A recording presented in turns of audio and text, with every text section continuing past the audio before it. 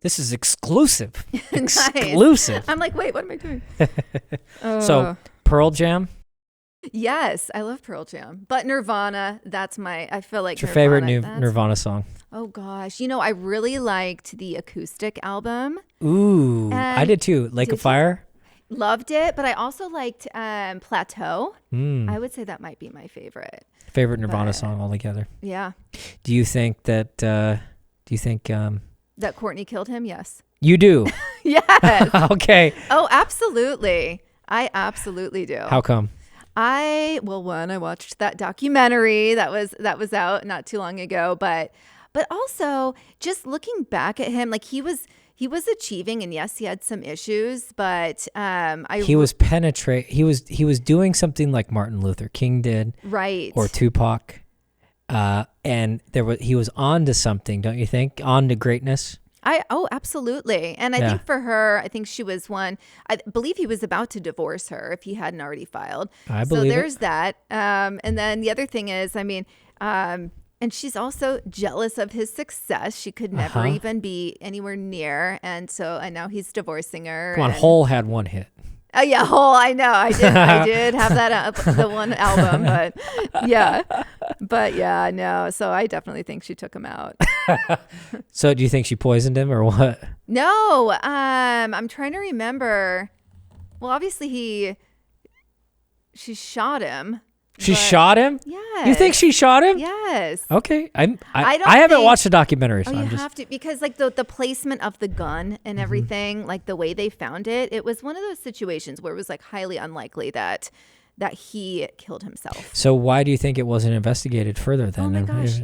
I listen to true crime all the time, and it's amazing how much they don't catch. They don't catch. Yes. Yeah, I think just like we think that Oregon is conquered and captured by the Democrats and like our vote doesn't count, that same type of mindset, we give the power to the CSI people and how powerful and investigative they are. And now granted, there's some crazy things that they can do with DNA and stuff, but at the same time, they're not the all-seeing, all-knowing everything. There are murders out there that I do think that got away with, especially in the 90s. Oh, absolutely. Well, just think about like there's new things happening with the John Benet Ramsey case, right? So like just think about how asinine it is that the Boulder, Colorado police have not given any of that case details to the FBI, to the CIA. They have not engaged a larger agency to assist them. And they refused to. And so the father was just at CrimeCon, and he was John Benet's father, and he's asking them, now that you have all of this new technology, forensic technology, go back and test everything. Yeah. And they're being very elusive with him. And interesting. Yeah. So what's the basis of that case? I'm not familiar with it. Oh gosh, you're younger than me. Yeah, no, John Benet, she was I think she was like 5 or 6, and she was like a pageant queen, beauty queen, pageant queen, and she was found killed or murdered in her family's basement. Very, very wealthy family in Boulder, Colorado. Wow. And this is back, 25 years ago. Dang. So a long time ago. And it's just been all over the news and everything. They thought it was the dad, thought it was the brother. Yeah, you were 16. Yeah. Hey. I'm like, wow. It's wild. It is wild to think back at, what was I doing back then? I have no idea. Oh, gosh. So what, you were born in 81? 81. Wow. Yeah, I'm like a true 80s kid. Yeah. Yeah. It's like the best time. I mean, I'm partial, but. I mean, really kind of you're 80s baby. Yeah. Right? But more of a 90s kid. Yeah, that's right? true. That's a good point. Yeah, absolutely. Yeah. So you had like the Jankos, the big pants. Oh my gosh, my mom wouldn't let me buy those. Oh my gosh. So my mom was a Nordstrom buyer. I met your mom. Yeah, you met my mom. She's awesome. So she was not cool with me wearing man pants. So, and then they had these girl Jankos, and they were, of course, the legs weren't as wide and the pockets weren't as big. And she was like, you can get those. I'm like, no, I don't want those. I want the massive ones. Oh my gosh. And she wasn't down. And she was like, she had the Jankos. coins, so I didn't get my Jankos. I didn't get my Jankos. So she was too hip to know what was going on. Hip. And the best thing though, here I am talking, you got me talking on this, but one of my favorite things is that I loved Goodwill and Value Village. That's like in the 90s. My mom would bring me home Nordstrom clothes, and I'd be like, bring me to Goodwill. And she'd be like, I'm sitting in the car. So she'd give me $20 and I'd go buy a wardrobe in Goodwill. And, Oh you know, my gosh. my favorite was Value Village in Vancouver. But, We had a Value Village here. oh, really? I used to go there Oh my gosh. I loved the back in my Value punk rock Village. days. Nice. Yeah. See, I would buy man pants, cut them off. Oh, I loved it. Gas station shirts. Yeah. I mean, the sweaters, grandpa sweaters. Like, I had that whole grunge situation on lock. Wow. Yeah. So, and my mom actually thought I played for the other team for a while because I was such a tomboy and wore man clothes. And you know, if You're you like, "Hey, think about Mom." it, if it was like today, Oh, she'd you be would have putting been me on on like hormone blockers. Oh, yeah. I'm like, oh my gosh. And there was a meme recently that said something like, I want to thank my mom for not putting me on hormone blockers during my tomboy phase. And I'm like, seriously, that's me. crazy. So yeah, different day and age. Yeah, it's interesting because I think a lot of people go through that phase of, you know, questioning their sexuality because they're growing up. They're in this world. They're trying to figure that out. And just Well, don't get me twisted. I was always a raging heterosexual. Well, no. I'm not saying that. I'm just saying, Yeah. you know, being a tomboy. One of my best friends was a tomboy, and now she's like all woman. Mm-hmm. Okay. Now, you know, like you would never know that she was a tomboy when she was younger. She's Yeah. a beautiful, very heterosexual woman. But she was my best friend when we were growing up, and you know, it's sad that the kids don't get to kind of behave in that sort of way, or if they do, they're getting inducted into these systems by these counselors. Absolutely. You know, I really think it's the counselors that are getting to these kids. Oh yeah, I agree, and that's a good point. I don't think that's talked about that often, to be honest. They're like the Trojan horse in there, because they're hired by third party agencies and they're installed right outside of the school district's oversight.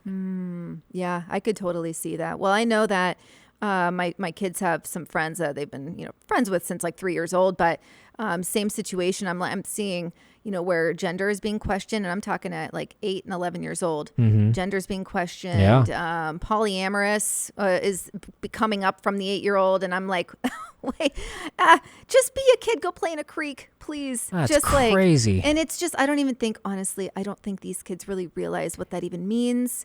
They don't, but I think as they turn 15, 16, right, and get older, they'll be like, oh, yeah, because that door's already been open. right, Now they're more likely to walk through it because once you open that door, even if you open it and you close it, it never fully closes. And it's a lot easier to open it now because they've already pushed. And that's why I think Pepsi and Coke and all these big companies spend so much money on the preteen era. right. Because they understand that, even down to like butter, right? Do you buy the butter that you bought or you had when you were a little kid? You know what? No, I buy Fred Meyer brand. Okay. Well, okay. Sorry. But are there any brands from like when you were a kid that your mom used to buy, laundry detergent? I mean, just... Oh, yeah. There's... Okay. Yeah, where So, it's like... do you know what I'm saying? I know what you're saying. Yeah, nostalgia. Well, but you just start Right. doing that. Right. So now you're a customer for life. Right. Because you're like, oh, well, this is what my mom does. Or you have like, ooh, that smells like when I was a kid. Right. Or there's just all these weird little things that we do that we just carry on, that the importance of protecting your kids, what they're exposed to, couldn't be more valuable today. Absolutely. And I just thought bag bomb. That's the one thing. My family uses bag bomb. Bag bomb. It was originated for cow teats, udders, whatever. I just wanted to say teats, to Hold be on. honest. I need to check this out. And bag bomb is now, it's been available in stores for human use. And Bag bomb. yeah, it's kind of like Vaseline, but more intense. Oh. Yeah, so that's I've been seen a family that. thing. Yeah. And so here I am, have my own household, and I've got bag bomb.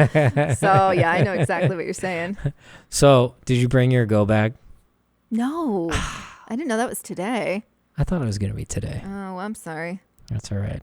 It's not presentable right now. It's more like go boxes, like 3 Tupperwares, big, large Tupperware containers. You have them in Tupperware? Yes. I know. See, I told you. I'm like, you can make fun of me. Hold on, guys. Hold on. Hold on. Hold on. I need to carry Hold my on. 3 tubs. Hold on. Of crap. I got to run to my car like 3 times real quick. This is my go bag. Yes, it's It's a back-breaking situation right now. Wow. I know. So I'm like, I guess you I'm could have it there. strapped to like a hand truck There you go. by the door. There you go. People will be like, what's that? Oh my gosh. So I need to fine tune it for sure. So what kind of things are in there? Oh my gosh. I have, it's funny. This is that hypochondriac deep down within, but I Are have there a bags lot within bags within bags?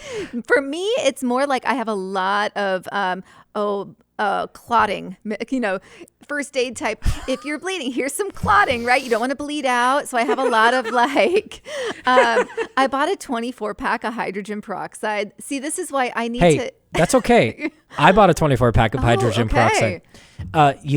With hydrogen peroxide, it actually can be used with a lot of things. I'm reading that. Yeah. So you can gurgle it. You can put it in a nebulizer mixed with water with a dab of iodine. Right. If you have, quote, COVID, you can treat it. Most of COVID is in your sinuses. Mm-hmm. Or, excuse me, the Omicron variant was all in your sinuses. That's why everybody felt like they had allergies like 6 months ago or whatever when Omicron was hot. And the doctors were saying that you just take hydrogen peroxide. Now don't do this. You got to look it up for the exact formula, right? But the doctors are saying use a little hydrogen peroxide mixed with water, put a little dab of nascent iodine in there, and put it in a nebulizer. Yeah. And it makes sense. It does. But it's just things like that. You can use it to clean out your ears. You could gargle with it. Yeah. Put it on your cuts. It's good for so much stuff. You know what? Here's what prompted me to buy it is, for many reasons, but my dog, we all know COVID, all the COVID lockdowns and, precautions, yada, yada. It's impacted veterinarians. And so I tried my dog ate something poisonous, and I have like a little chihuahua. She's 15, so, she's my granny. But anyways, she ate something that is toxic, and I was like, oh my gosh, I need to get her into the vet. And the vet was like, sorry, we don't have room. The emergency vet said they're not taking walk-ins. I'm not even kidding. There's like 5 vets right in my area, and they all said they were at capacity. And I was outraged.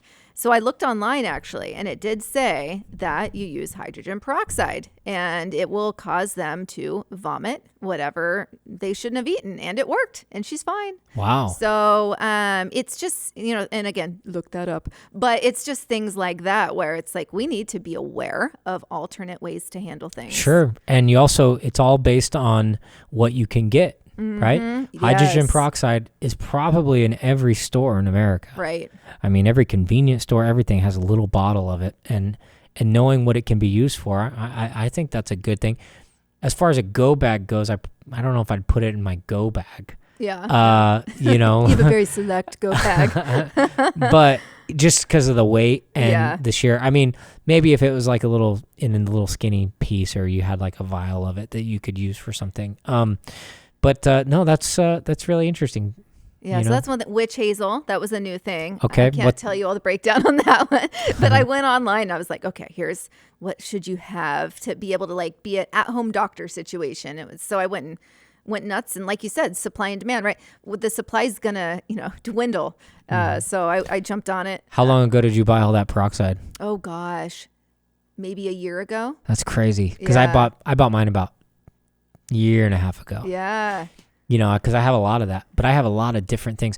Like I have an oxygen tank, like the medical one with the things in, you never know. Right. And it's just, I look at it this way. I don't know how to use all this stuff that I got. But it'd be a lot easier to have it and not know how to use it than not have it and need it. Oh, exactly. Absolutely. Well, you mentioned nebulizers earlier. I did buy 2 of those. Those were banned for a while. Were they really? Last year. Wow. You couldn't get them. They made them a medical device. Oh, wow. To where you could not buy them. That's insane. It just goes to show because the budesonide, which is one of the treatments or pre-treatments for COVID. Right. Marcella talks about it all the time. He's all about budesonide. Which is just a very mild steroid. You need a nebulizer to do it. Right. So, interesting, before the lockdowns even happened, before COVID even came to America, I was watching it.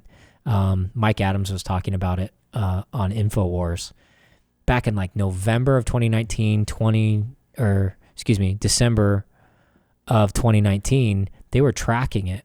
And that's where you're seeing all those videos of the people in the streets collapsing. Oh, right. They were locking people in their homes. They're like, what the heck is this? This is crazy. But I was watching it. And so I had like 4 months of prep time before the lockdowns happened. And so that's when I bought my generator. That's when I did all of this stuff. That's smart. Pulled all my money out, like did all this just crazy stuff. And so then when the lockdowns happened, I was like, oh, we're good. And so I was just hanging out and everybody's like, what is going You're on? one of the This OGs. is crazy. Yeah. And I was like, dude, because I was also following like what the scientists were saying about how to treat it, how to prevent it, if it was airborne, what it was, and trying to follow that. I mean, I even went as so far as I bought these hazmat suits. Hey, you will probably need them sometime in the future. We might need them, but yeah. But one thing I think people don't understand with that kind of stuff is the decontamination aspect of if you're going to go full hazmat, you need a decontamination booth with chemicals and the sprayers and the isolation outside of your house. You have to be able to dispose of that stuff. I mean, there's so many other layers that go in with that, aside from just wearing the suit and coming home, taking it off and putting it in your laundry hamper or washing it and doing it again, like what people were doing with their masks. Right. Oh, yeah. So I was like deep diving into all of this crazy stuff of like, okay, this is real. This is going to happen. What do I do? What's my route on where I need to go get my kids and take them? And if this happens, we do this. And if this happens, we do this. And how far is the government going to take it? And it was really fascinating. So that Thursday, after they initiated the original lockdown, I drove from Vancouver, Washington, from Jansen Beach exit to Salem in 45 minutes. Wow. At 5:30 in the afternoon on a Thursday. I was going 90 miles an hour the whole time. Oh my gosh. I saw 8 cars. That's wild. That just shows you. That is the measuring plate right there. That's how scared people got. That's how scared people got. I'm going to be completely honest. They got me for 2 weeks. Yeah. Like there were 2 weeks where, I mean, this is embarrassing, but there is a picture of me my mom took and I was wearing like the mask and I have my gloves on. We were kind of being jokey in the grocery store. Sure. But, and then I had my, all my family members texting, okay, now they're saying spray it with Lysol. And, I'm really proud of my mom for this, actually. And you met my mom not too long ago. I was really proud of her because she said, you know what, after 2 weeks of this, she goes, I'm done. You know what, if this is how I go out, this is how I go out. I refuse to live in fear. And I was so proud of her for that because usually I'm the bold one, right? And to hear my mom say that, who generally, she does still self-censor a bit and she does still fall to the tribal thinking. But to hear her say it, like enough's enough, the whole family fell in line after that. It was like we all woke up at the same time. So I give a lot of credit to her just for that because it was like, we can't live this way. Yeah. There's a point where it's like, okay, wait a minute.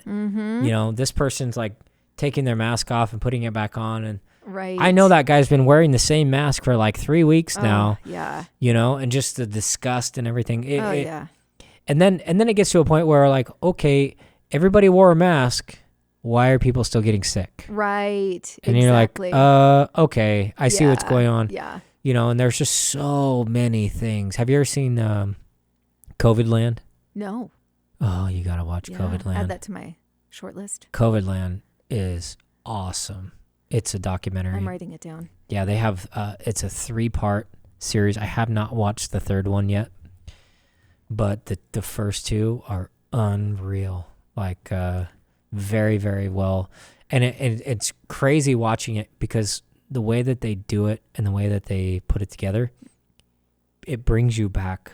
You feel like you were there. Right. And it's kind of like, people are like, where were you when 9/11 happened? Right. There's just something about that moment. There was this kind of singularity thing that happened. Yes. I have to tell you where I was. Okay, the go Las ahead. Vegas Strip. You were on Las Vegas Strip. Literally, when the nation was shutting down, I was on the Las Vegas Strip. That's crazy. And I was talking with some cattle farmer about why they put antibiotics in their meat. I can't help myself, and you have to be, they get defensive. But Yeah. anyways, yeah, no, I completely agree. It's that 9/11 feeling. It's like, where were you? Well, I was on the Las Vegas Strip, and it felt like the world was ending. Yeah. And it was a wild, wild experience. Yeah, it was the same type of thing. So with that, watching this documentary kind of takes you back. It's really weird. And then they also kind of remind you of the things that the media did and what they did to people in the name of COVID, like Right. ripping people out of their homes, not letting them see their kids. Like there's this guy, I don't remember which state it was. I'd have to look it up, but they literally took his kids away because he would not get vaccinated. Right. And that's happened. Like we There's been a forget number about of that. cases, Yeah, right? we forget about all that. Yeah. Then they have the second one about the mask, which is crazy because there's some statistic. I played something in my last couple shows ago, a segment of that was just so powerful that talked about how suicide is the second leading cause of death for basically, I don't remember, 8-year-olds to like 29-year-olds or something. Just unbelievable. Horrible. And all these stories of these great kids and normal kids, teenagers, Right. like not just teenagers, but like young kids, 12, Right. 13, 8. And their parents are finding them just unbelievable.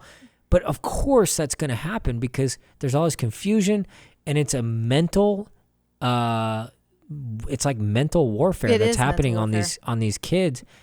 And we have to be able to protect them. So I don't know about you, but I got my kids involved with what's going on, and me and their mom would like go back and forth of like, oh, they don't need to know about that. They need to be kids and everything else. I'm like, listen, our grandparents were like traveling across the country at 12, Right. hay farmers at 8, like these kids can handle it. We need to not coddle our kids. And this illusion that kids need to be kids, there is an aspect of that, but Right. they're not being spared, and there's no honor in these demons that are taking over. Oh, exactly. So they're going to go after your kids anyway, and so it's better for you just to get them sharpened up with what's happening. I talked to my oldest, about the mask and stuff. I was like, well, you know what? Don't wear your mask at school. And you tell your teacher to call me. And I'd have a conversation with the teacher. I'd go to the teachers. I'd talk to the principal. I went all the way to the superintendent. I went to the board of trustees, which is like the school board. Right. And I talked to that. I went in Good. that dude's office. Scumbag, dude. Complete scumbag, dirtbag. I'm like, dude, this is part of the problem. Yeah. Is that you don't care. Because I was sitting in that guy's office. I went into his office. Nobody was wearing a mask. And I said, do you understand that your kids right now are in school wearing a mask all day? Right. And they're Right. not taking it off. And here you are, you're not taking it serious. Right. They don't care. You don't care. And he's like, well, pretty much, the parents don't really care. They'd rather have the school be a daycare center Wow. than to have that. And there we have judges, kids that go to our school, and we think that, they're very important people. We don't want to upset them. They're all about the mask. Oh my goodness. I'm like, yeah, dude, optics, more optics. You're a coward. Yeah, well, on the topic, I definitely inform my kids with what's going on within reason, but no, they definitely know what's going on, and then I'll hear them say something that I've said.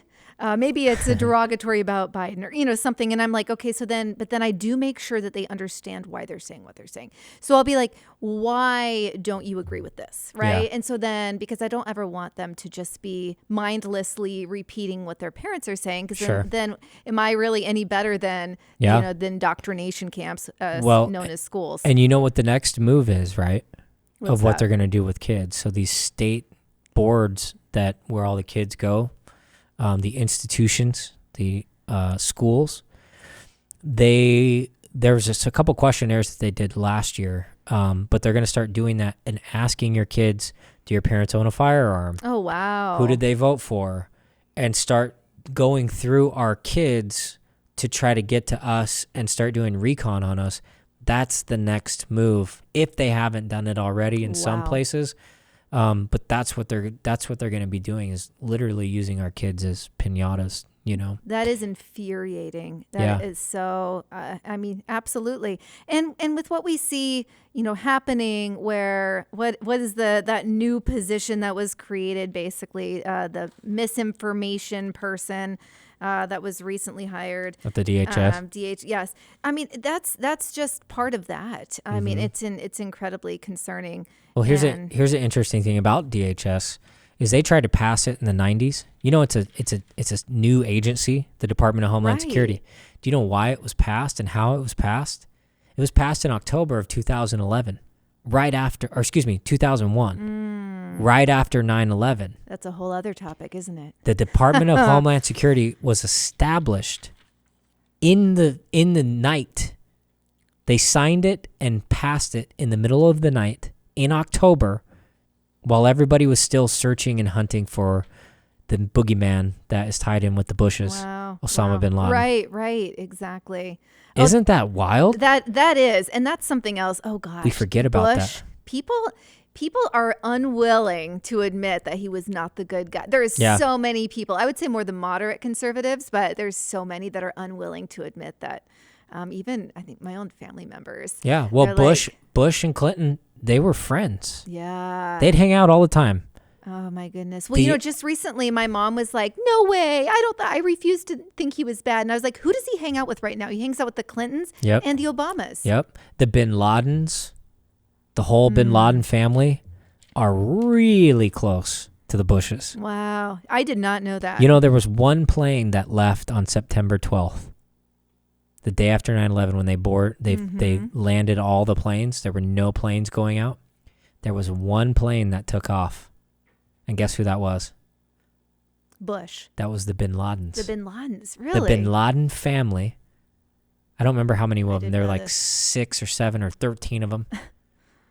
They took off. They got to leave the United States on September 12th. Wow. Wow. So the one plane that got to leave was tied in with the same family of the guy that we were supposedly hunting. Yeah. Wow. This is new information to me. Isn't that crazy? That is next level. Wow. Yeah. It is crazy.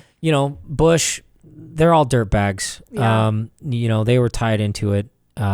Prescott Bush was, one of the head guys way back in the day. Their last name's not even Bush, right? What?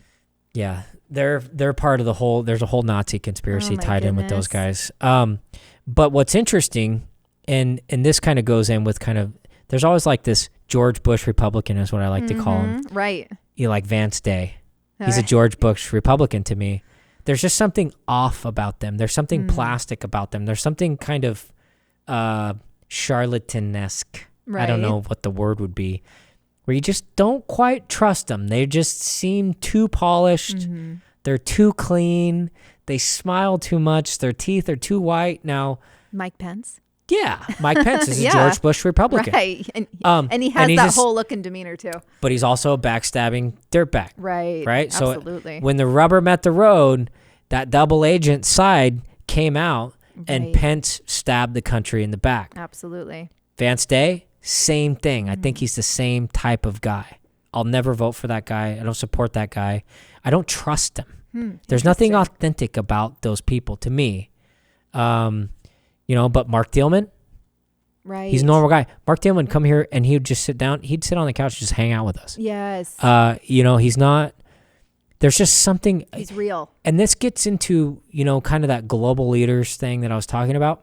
There's like an induction process to where they do something to these people, right? To season them up to where there's just a look about them. Yeah. You know what I mean? No, I do. I do. Yeah. Mark, I think he's very tangible. Sure. And he's, I feel like I've been at like 5 or 6 events and hung out with him, a handful of times now. And one of the reasons I was drawn to him in the first place is he's personable and it's authentic and organic. And there's, we've been around, you and I have been at quite a few events together recently, but we've been around plenty of other folks that are running for office, and Mark really does have has something different. And to me, it's just that he's real. He means what he says, and he's just a normal guy that just loves the country and loves our state. And really actually trying to do something about it. I mean, his ground game is just unbelievable.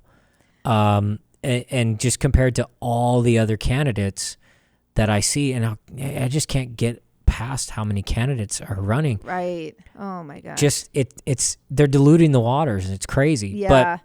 But so anyways, that's just kind of a interesting rant with that, because I've always been trying to figure out like what makes a politician a politician. Right. And there's just this weird demeanor that some of them have that I don't know what kind of secret, like, are they doing some type of ritual to Probably. like, because I know that like the skull and bones, Yeah. They tie a ribbon around their junk, lay in a coffin, and shout out all their sexual experiences that they've ever had in their life to their brothers in this dark room with candles, like all these crazy rituals that they have to do to compromise each other like a gang. Yikes. And this is what the cartels do. This is what, the global elites, that was kind of tied in with why Epstein was such a prominent figure in that pedophile ring. Right. Is because he was inducting these people and getting them to compromise themselves. Right. In order to get these, billion-dollar contracts and stuff. Hunter Biden did it to himself, had his own homemade videos, right, mess around with his cousin or sister or whatever, and giving them to the Chinese government to co-opt him, to give them dirt so then he could then get those deals. Oh my gosh. Like that's the whole thing. Because Epstein, they had cameras everywhere. And that's what it was all about. It's this big ring to get people to compromise them. And most people were doing it willingly. Judges, DAs, all this stuff. And that's the world that we live in. Right. And why things are so corrupt. I think, I don't know. Do you follow much of the Q stuff? I was. You for were. quite a while. So weren't there detoxing a little right now. Oh, good. Well, welcome back. Thanks. Trump isn't secretly hiding in a bunker somewhere waiting to come out and become president. Yeah, that's about where I left off. I don't think he's letting the country decline in such a huge fashion on purpose. So for Q people, I love you guys, right? But I do think that you've been misled at this point. I don't know if you can put together another story to justify a $5.49 diesel gallon. Right. I know. I don't think we can. I don't think that there's a way to say that's part of the plan. No. To cut off this food supply and blow out the food. I don't think that that's part of the plan. I know. So after 5 or 6 letdowns, I was like, okay, yeah. I'm gonna detox. Right. Here. We kind of see for what it is, but it sucks a lot of people in. Right. There's so many people that are still the true believers, and it's no different than them thinking that every black person in the world's getting beat up by police. Right. Or just Antifa's fighting fascism. It's almost the same type of thing, and it's really sad to see people get caught up in it. But there is some good information that's kind of brought to that. So I'm at this weird paradigm with the Q stuff. It enlightens a lot of people. They do get half-truths. They do get partial of things, but it almost stings them and handicaps them from getting involved. Because they're like, Trump's got this. Oh, the white hats are going to take care of this. This is a white hat plan. And you guys got to trust the plan. What plan? The destruction of America? Oh the destruction of our future? The indoctrination of our kids? Masking our kids? Vaccinating half the planet? Did you watch What Fall part of the Cabal? plan? No, I haven't seen that yet. That's what really, okay, so this is like what you're speaking to right now. I watched Fall Cabal, and, and they even did a little disclaimer in the beginning.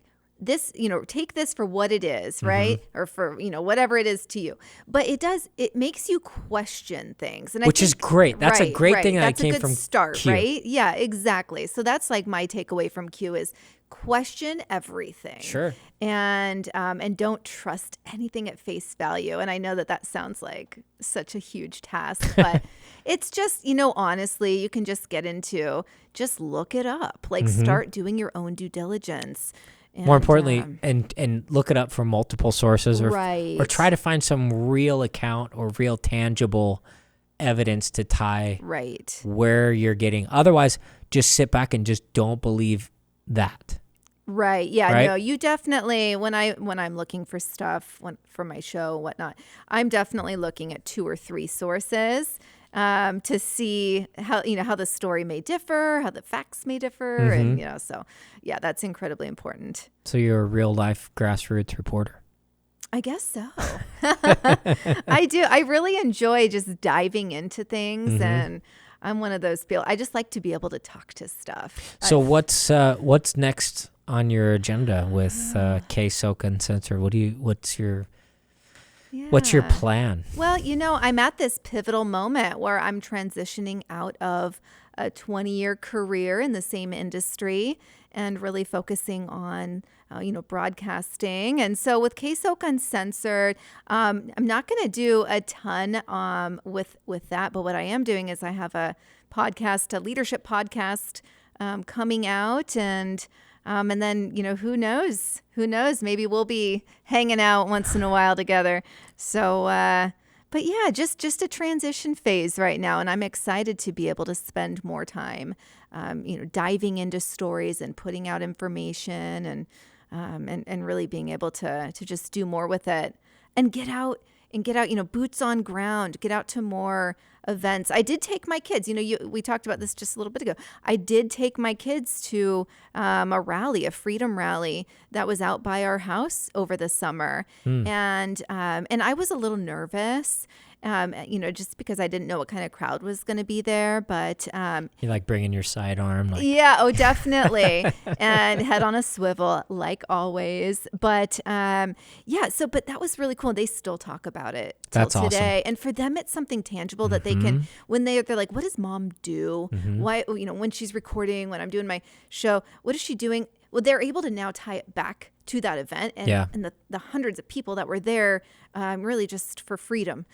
So that was pretty cool. That's cool. Yeah, I with my kids, I make them and help me have them set up video cameras and show them what I'm doing with all this stuff, because I want them to be able to run this and do their own thing too. Right. Like my 7-year-old, he loves Fortnite videos, and he watches The Beast, or who's that other guy? Unspeakable. I don't know either of those. These My are son just is a Godzilla buff. Okay, these are just gamers, right? And I don't get it. I don't understand it. Yeah. Why kids would want to watch somebody play a game versus just play the game. Now, granted, my kid plays the game, right? He plays Fortnite. Right. I let him play Minecraft and Fortnite, but he wants to be a YouTuber so bad. So it's he's like, Dad's got the hookup. Yeah, so we've done some little mock stuff. I'm not gonna let him actually go on the internet or do that. That's but cool though. It's fun, and I think this is a good trade. Yes. For kids to know, and just I want them to be able to try everything. Absolutely. I'm teaching them how to mow the lawn. Yes. I used to mow the lawn when I was 7 and 8. Yeah. My dad would pay me $5. I'd go mow the lawn. Yeah. And that was cool. Right. I didn't do a very good job. Yeah. But he was just trying to teach me those skills, So right. It was interesting as I got older, doing a lot of those different situations, using a drill, just these different life skills. So many people are not learning because everybody's get behind a screen, or, YouTube, how to do this or how to do that. Versus the things that I learned from my grandpa. Right. So valuable. It's priceless. It really is. I love that. Actually, it's funny. I married a New Yorker, and my dad's a New Yorker, but he is a very handy individual. But my husband, I'm not trying to make him feel bad. Probably won't even hear this. But anyways, he doesn't really know how to do much, or didn't. And my dad's been teaching him over the years. And now he's loves That's demolition, okay. and he's building things, and I can tell he feels more confident. Sure. So it's really important. There's something primitive about that. Right. Of getting just those small little wins, right, in your life, and just feeling accomplished. Yes. Oh, I have to tell you. So, I wanted him, we had this yard, it was just a mess, and he had this vision for a fire pit. And so, years and years and years of talking about a fire pit. So I ended up having a landscaper come out and quote us. I knew what was going to It's happen. like 12,000. Oh, it was like 4,000 and to tear all these trees out, yada, yada, and put it in. So I told my husband, I'm like, $4,000. Oh, I'm not even exaggerating. The next day he's out there like with a chainsaw. He doesn't even know what he's doing, but he's out there hacking at everything. He's like, I'm making it myself. Yeah, we'll figure it out. Yeah. So, no, that's good. Yeah. I think that's really important. My sister, same thing. She married a guy. Well, I don't think they're married, but they live together. They have kids. I mean, they're doing it the 2022 there American way. Right. Doing everything opposite. But she's like, no, he's not handy. He's not a handy man at all. He's a professional baseball player, and she lives in Florida and does all that. Nice. But it's just funny. She's like, nobody knows how to do that kind of stuff here. It's wow. And so it's interesting because I'm like, well, why don't you just do this or hang this shelf, or I think it was a closet door. She's like, oh no, he doesn't know how to do that. Oh my gosh. Yeah, there's something so valuable about it. It is. It's attractive. It's good. Yeah. No, for me, that is definitely, it's attractive. Let me Well, you're definitely born in the 80s. Then. Yeah, no, for sure. I know, right? Because like 10 years forward, they're like, women don't even care. No, dude, we don't You do your own light bulbs. Ew. I don't have time for that. Hold on. Oh my gosh. Yeah.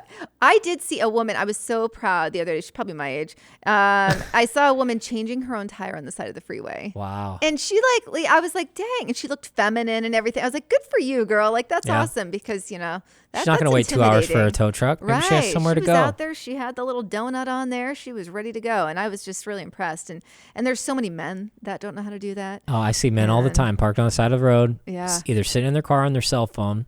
Yeah. Or just standing out there like watching a tow truck guy like do right. that. So do you know how to change your tire? Oh, here's the thing. I'm going to fully admit I've never done it myself. Okay. But I really feel that I could because I grew up out in the country. All my friends were, out in the country in New York? Boys. No, Battleground, Washington. Oh, Battleground. Yeah. We want to get specific, Brush Prairie, which is a smaller town. But, and so all my friends were like cowboys and blue collar. And so in those years, it's funny how much I remember those years. I'm talking like late teens, early 20s. But we used to, every Sunday, we would all wash our trucks and wash and polish. And like that was just the thing after we'd go wheeling. So I do feel. Wheeling. Yeah. Oh, yeah. Every weekend, Larch Mountain. But I do feel that I could do it. But I've never been in a position where I had to on my own. Yeah, it's not that hard. It's not that hard. Yeah, depends on what you drive, I'm a I guess. I think I'd be okay. Yeah, some kits are really nice, and they're easy. Some of them are a pain in the ass. Yeah. I know Mercedes sucks. Yeah. To try to change the tires on. I don't know that because I don't have one of those. I'm not that bougie. I'm not that bougie either, but I've changed them. Nice. I remember one time. This isn't going to be on the radio, so I don't care. But one time I was living. I don't remember where I was living, but I was driving in the middle of the night, coming home from the bar, and there's like this lady parked on the side of the road, and I've been drinking. Yeah. She was parked on the side of the road, like trying to change her tire and stuff, and I was like, "Oh hell no!" So I pulled over. I was like, "Hey, what's up?" Oh no. But I've done it so many times that I'm just like, "Oh, here, let me just go sit over there. Let me help you." And I just do it. I was like, "All right, on your way." And I was like, "Oh shit, hope no cops come by." Oh my gosh. She's like, Getting "No, out of there. that's the nice gentleman that just changed my tire." But it was the middle of the night. Yeah. And she's out there, and clearly, who knows, middle of nowhere. Yeah. You don't want people out there just right rolling up like. I don't know. Yeah. You know what I mean? Oh, I do. Absolutely. So. No, that was nice. Yeah. Another time, and then we'll let you go because I know that's all right. It's getting late. But there was another time we were driving back on the 4th of July, driving back from Detroit in the middle of the night. It's like 3 a.m. Yeah, we've probably been drinking a little bit. But we were just driving 60, 70, 80 miles an hour, and we go around this corner, and there's a freaking tree just completely over the road. Yikes. It just fell. Oh my gosh. Like it just fell. And I hit the top of the tree, which was still like this big, like 4 or 5 inches, right? And it was all, we drove over it. Oh, wow. And we were like, what the heck? Right on the corner. There's no way you would have seen it. I just over prepared that I am. I had road flares and all that stuff. And so it was like 3 a.m. and I was like, dude, we got to pop some road flares because Nice. whoever's coming up the hill, Yeah. they're going to hit the full trunk Ooh, at bad news. 70, 80 miles an hour. Yeah. There's no way they'll be able to see this. I mean, it was pitch black. It's crazy. Wow. So we popped some road flares and we got out of there, right? Literally right after we left, my buddy just happens to know the girl that was driving up the mountain. Wow. She saw those road flares and slammed on her brakes. Thank God. Had she not seen those, she would have been dead. Oh my God. I don't remember what she was driving, like a PT Cruiser or something like that. But yeah. she would have hit yeah. that tree head on. Wow. There's no way you would have seen it. There's no Yeah. lights, no street lights, nothing. Right.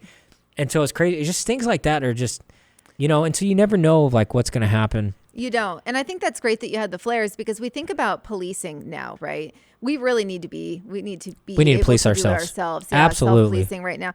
And that's just something, I had a conversation with this mom at, gymnastics practice the other day. And she was like, I could tell she was, just one of those, probably a Black Lives Matter person. But she was like, I just hope that if I ever have to call the police, that they're nice to me. And it was the strangest remark. She knew my husband is a police officer. And I said, well, if you get one. And she just looked at me like with a cringe face. And I'm like, I'm serious. Like, you think they're going to be out there for a fallen tree? They can't even answer all the homicides. 3 homicides last night, if not 4. Last night? Just in Portland. Yeah. What? Yes. It's been crazy.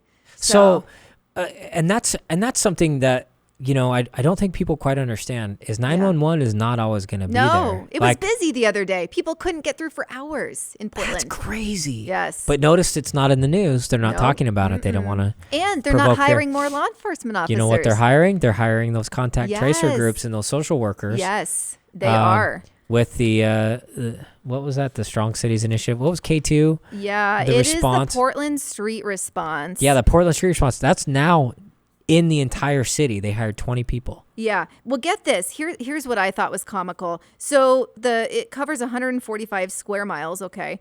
But they're only available 8 p.m. to 10 p.m. 7 days a week. And I was laughing because I was talking to my husband, like, like the vast majority of calls that require mental health, some type of mental health expert. Of the night. They're in the middle of the night. People go crazy in the middle of the night. So it's so convenient that they're not available after 10 p.m. or in the early morning. So, pretty ridiculous. And to see that Wheeler is not investing in more law enforcement officers, even though we have less than we had in the 70s, if I'm not mistaken. Yeah. He's investing in these street responders. Yeah, because that's the future, because there's less regulation for them to kind of get away with what they want. Because I think they're going to take this group and they're going to be the climate police. Right. And the COVID police. That's what these people are going to evolve to. And this is where the gold star rounding up the Jew scenarios, this is where things dwindle to by us accepting this. Right. And they're going to do it in cities that they know people are going to just go along with it, like Portland, and they're going to roll this out. And then eventually it'll expand, because once it becomes a norm or just the way things are and people start accepting these people and not kicking them out right away and saying, get the hell out of here. Right. They did try to roll out the contact tracers. Did you ever watch those videos? No. The contact tracers? No. Oh, yeah. In different cities, they were rolling them out, and these people are like, get the hell out of here, and like trying to beat them up, stuff like that, because they were trying, but they didn't have a good approach. People weren't scared enough at that point to comply. So what they did is they took 15 steps forward and they took 13 steps back. Right. And so now we have this response team, which this is going to be more accepted. There was a news article about it on K2. They were talking about, oh, look at this. This is great. And yes, the police are overwhelmed. Yeah. Well, of course they're overwhelmed. Yeah. Half of them just left because they wouldn't get vaccinated. Oh my God. Well, one of the funny things that I noticed when they were rolling this out, one of the pictures of a street responder, it had like dirt all over her uniform.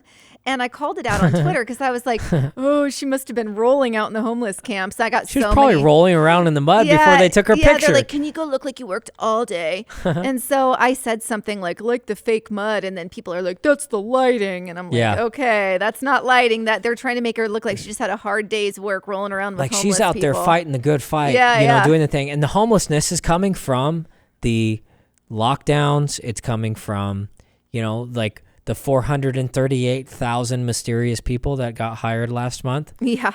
And they're shutting down industries. Right. We will have more homelessness. Right. Absolutely. As inflation skyrockets, we're going to have more homelessness. It's a natural occurrence.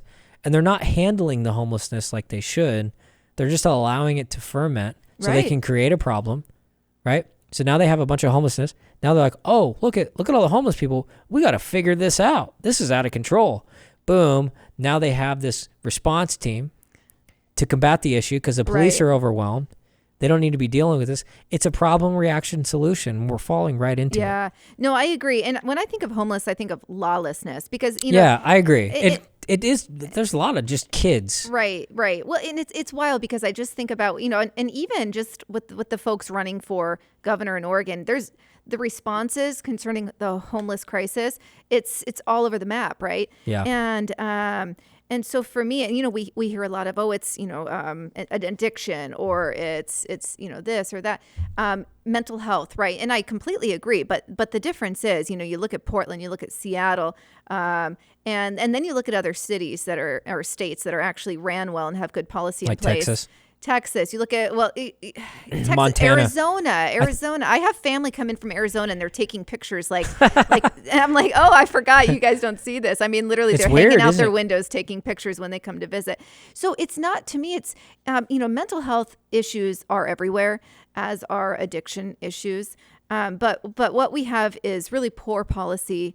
And then we have lawlessness. And that's really, we are allowing them, I heard somebody say this, we're allowing them, a slow death because we're just allowing this behavior to happen out in the open. Yep. And what's interesting, in New York City, they have that 311 service, which is similar to the Portland street response, I would say. But I was looking at the types of calls that they take. And so, like, for instance, they're taking it on illegal parking, noise complaint. This one's interesting. If someone's heat or their hot water has gone out, just in the month of April, 16,000 folks called this about. But anyways, and it's blocked driveway, yada, yada. So like, to me, those things like non-emergency, basically. It's petty. It's petty, right? And so to me, I'm like, okay. But then I look at Portland, every single thing that was handled, every single incident that was handled by the street response team was homeless related. Yep.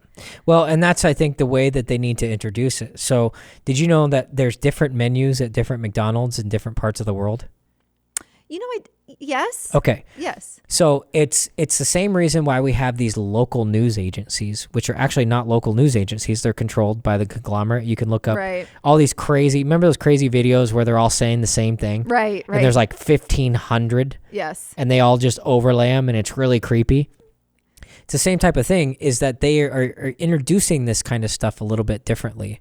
They're introducing the 311 program differently here than they are in New York, than they are in Canada, than they are, in France. Right.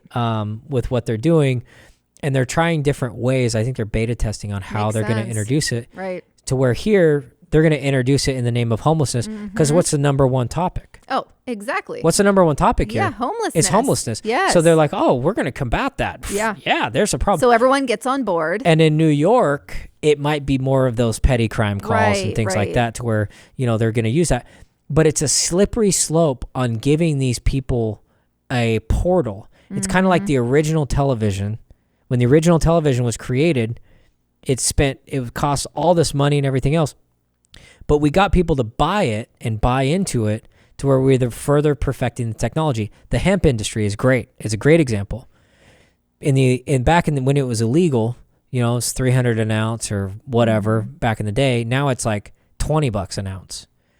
But what happened is that by them legalizing it, allowed them to get the funding and create the industry, to create the oversight, to create the enforcement, to create the infrastructure, to manage it. They've adopted into that by legalizing it. Right. Legalizing these contact tracers, which is what they're going to be, these tattletales, Right. these social workers. They're inducting a new department and a new industry to allow for the funding to be able to justify it, to allow it to grow. And over the next 5 years or 3 years, or I think 2 years, they're going to have all this funding just dump into this infrastructure. They're going to have kind of the problems worked out, what works, how to approach it, how to manage it, how to grow it, all that stuff. And they're taking all the taxpayers' money and doing it in the name of, safety. Right. And there is a real safety concern there, and that's the thing. Problem, reaction, solution. They're creating it. It's really crazy how sophisticated it is. But that was something that has stuck out so far to me, and that's hit home so much. Oh, absolutely. Because it's the wave to telling on your neighbor. Right. Petty crime. This person's parked in my driveway. To, well, this person didn't show their vaccine card. To, this person's using their lawnmower on Tuesday. And I know for a fact that we can only use our lawnmowers on Sunday in the name of climate change. Right. That's where things go. Oh, They're using a absolutely. gas-powered lawnmower and hurting my climate. Right. And so that'll now, absolutely happen. People can't wait to tell on their neighbors. And that's the progression of where this does. So they're filling that void and creating that void. And that's why it's such a red alert to me. Right. Of why I'm so terrified of that, because that is a slippery slope to be able to tell on your neighbors. Suddenly it'll be like, oh, they're harboring Jews. Oh, right. They're harboring the unvaccinated. Right. They're harboring the non-climate accepted people. Mm-hmm. Oh, yeah. Because climate change, climate change is the new COVID. That's where they're going to progress it to. Gosh, I can see that. Absolutely. Yep. Because even what was Biden out here just recently and talking about climate change, infrastructure. It's their tax. It's their way to tax people. It's a new tax that they're able to tax people, for just existing. Yeah. Imagine a tax for breathing. Right. Oh my gosh. You took 5,000 breaths today, and we're going to tax those. Oh my goodness. So you can stop breathing, but otherwise you're just going to have to pay tax. Oh, yeah. I mean, it's wild. I had somebody on yesterday from the state of Washington, and he's running for state representative, and he was just telling me, he's like, Washington State is flush with money. He said the Democrats I work with are more capitalistic than any of the conservatives. He's like, we're all capitalists, but the left likes to be anti-capitalism. And he's like, they are flush with money, yet they're trying to tax. The state of Washington is trying to tax Oregon, Idaho, and Alaska for this whole I-5 extension, and then and then what else do they do? I mean, it's just all nonsense. I mean, Washington was told to pound sand, but what they're trying to do to the Snake River in Idaho, and it's just insane. So yeah. Oh goodness, yeah, I completely see that happening. Yeah, there's a big Q&A that happened on the Oregon Capitol Chronicle. Have you seen this? No. So they interviewed all the candidates running for governor, and they asked them a series of questions, and they published all of them. So it was really interesting. But one of the interesting things that I saw on there, and then I know you got to get going, but they were talking about climate change. So the question was, in the absence of action by the legislation, Governor Brown created a climate protection plan by executive order to reduce carbon emissions. That plan is being challenged in court. If elected, would you renew that order or rescind it? And why? Right? It's kind of a loaded question, but they have all the Republicans, and then they have the Democratic answers. And just the polarity and the difference is substantial. Wow. And I was reading one of those, let's see, who was I looking at? It was like Michael Trimble. I think he's a Democrat. And he says, I will renew it and have the legislator enact a recommendation proposed by my drought commission as well as codify the executive order into law. A drought commission. I mean, literally, do they realize where they reside? It's crazy. I mean, it doesn't even. The fact that people are talking about a drought in Oregon. Yeah, exactly. I Do you know how much rain we had today? On the way over here. Yeah. Where's all the water going? And there's a huge water debate going on. Oh, right. In Eastern Oregon. They're harboring it. But another thing is people aren't thinking about this. I forgot what the I have that documentary. Untapped. Untapped. It's about tap water and bottled water. Oh. And so there's a huge thing with Nestle to where they go to all these states and they bottle the water and they're shipping it all over. Interesting. My wheels are turning for sure. Okay. So they're bottling the water here. Right. To what impact does it make? They have it in the film. Yeah. And they talk about the impact that companies like Nestle that are coming in. You know, I know Earth 2.0 was a big one. They just got bought out by, who did they get bought out by? Sierra. Oh, really? Which is a Walmart brand. Okay. Interesting. So that could have a huge effect on the climate. Right. Seriously.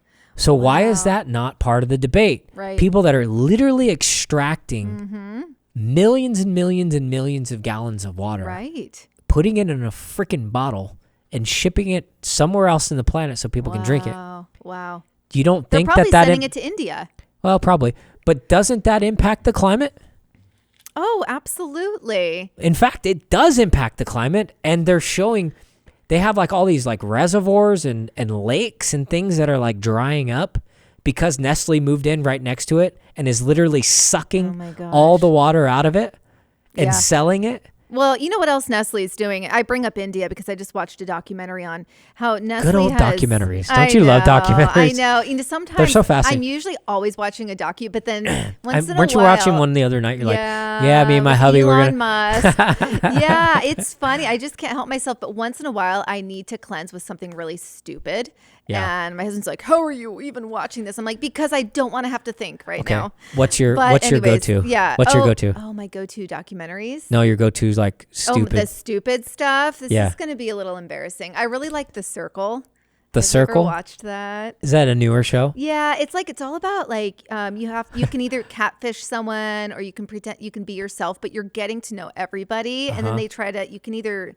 You know, they have to see if you're fake, who's playing the game the best. Once in a while, you know, I'll binge that. No, that's okay. But Upload, I really liked that. I haven't heard of that either. It was on Prime. But I'm not a new TV. I don't watch a lot of new shows. Yeah. I haven't had a lot of good experience with them. They're usually really dark. You know, I do have like Ozark or Better Call Saul. Or, you know, I'll watch some of those. But a lot of the new stuff, it's so dark, and I'm just like, I can't watch this crap. Yeah, Even the new sitcoms, they're just. Oh, I know. I can't do. They're too socially. Anything with a clap track or a laugh track, I can't do it. But no, okay, Seinfeld and The Office, though. Okay, Frasier. Those are my two. Oh, I love Frasier. Yeah, I've been watching Frasier. That's kind of like Niles. my go-to. Yes, it is getting a little redundant. Of getting into like the deeper seasons is like 12 and 13. It's just kind of the same old slapstick. It doesn't loses its edge, but yeah, that's kind of my go-to right now. Yeah, no, I think that's awesome. Yeah. I don't even remember what I was talking about. I meant documentary, but I don't even know which one I was watching. The Elon Musk one is the one you were watching. Oh, no, but you were talking about. Was I even gonna? I don't. So, India. So the thing is, Nestle, they are, you know, it's really sad. You think about one of the last countries to really keep their traditions with as far as food is concerned, really is India. And I mean, they still a lot of them. They still prepare everything by scratch, and it's still the ingredients are real, and so Nestle has been really pushing on India over the last it's a huge 4 or 5 market. years. Yeah. And they're, now they have all the processed garbage that we have. And it's sad. And it was sad during the documentary just to see the influence, because it's so attractive to, a lot of the youth, especially. That's who they're pushing it on. It's like, oh, this is what, the Americans are doing, or this is what these other, it makes you look cool. It makes you look smart, makes you look hip, because you're doing what all these other folks are doing. But it's just absolutely trashing their bodies when they've just been eating, for the most part, really clean. Yeah. So, yeah. Sad. Nestle. Yeah. Do you have a garden? That is something I need to build up right now. This is really funny. My potatoes are doing really well. I had fingerlings that I didn't use in time, and so they all sprouted. Yeah. So I put them in where I usually have tomatoes, and I now have a lot of very nice looking sprouts coming up. Nice. And I have tomatoes I just planted, but that's pretty much it. Tomatoes and potatoes. Yeah. If things go down. Hey, potatoes are great. Yeah. Oh, That's awesome. yeah. Well, thank you very much for coming out. Oh, absolutely. It was a lot of appreciate fun. it. Yeah, appreciate having me. It's good having you. Where can people find your website again? Yeah, so you can go, I have my link tree that is just / ksok for ksok, but I'm on all the main platforms under ksok, ksok, uncensored. Are you on True Social yet? I am. You are, yes. I am. It's a slow grow. It is. It is. And, I'll say one thing on that. Okay, so Okay. here's my thing. Sorry, my headphones are falling off. My thing with Truth is that I didn't want to go on another platform that was like an echo chamber of conservative voices. Yeah. Because I do like opposition, and I do feel like you can make a bigger impact when not every single person thinks like you for the most part. But the layout is okay. They did censor something I put on the other day, and I Really? was very concerned. What did they censor? It's so stupid. It was literally it's supposed to be ksok uncensored, right? But anyway, so it was literally a picture, and it was a meme where it showed 1970s people in swimsuits on the beach, just modest, Sure. right? And then it showed, and everyone was relatively in shape, thin, I guess I should say. And then it showed 2022, and it's morbidly obese people walking around in swimsuits on the beach. And they blurred it. They blurred both of them, and they basically put a not meant for all audiences. And I was like, this is Truth, seriously. So, Wow. so I've been a little more into Twitter lately, especially after Elon. But yeah, So, I'm there. Overall on the Elon documentary, are you a fan? Yeah, I am. I You really are. am. I wanted to. I didn't want to just jump on. I'm like the person that usually resists the popular thing.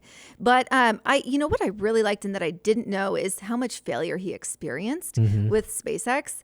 I had no idea. And the fact that he just kept going, because really, you have to experience failure. A lot of people stop after they do. Yeah. And he kept pushing. It was just really cool to see. And that man literally tears up when he talks about things. You can feel the emotion. You can see how real and genuine he is. Maybe it's the brain implants. Oh, no. Well, I'm just kidding. I'm I don't know. I like Elon too.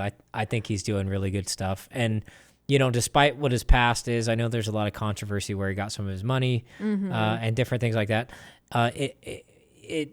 To me, he's doing good by just encouraging hope. Right. And combating against, even if it's controlled opposition, I really think that he's doing a good thing. And I don't even think his greatest moments have come.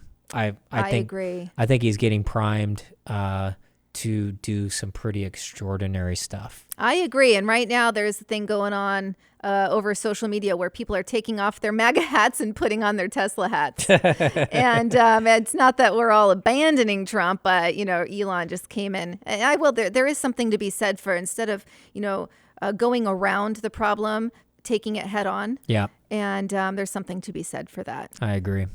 Cool. Well, thanks, and enjoy Thank your you. drive home in All this right. stormy Yeah, weather. will do.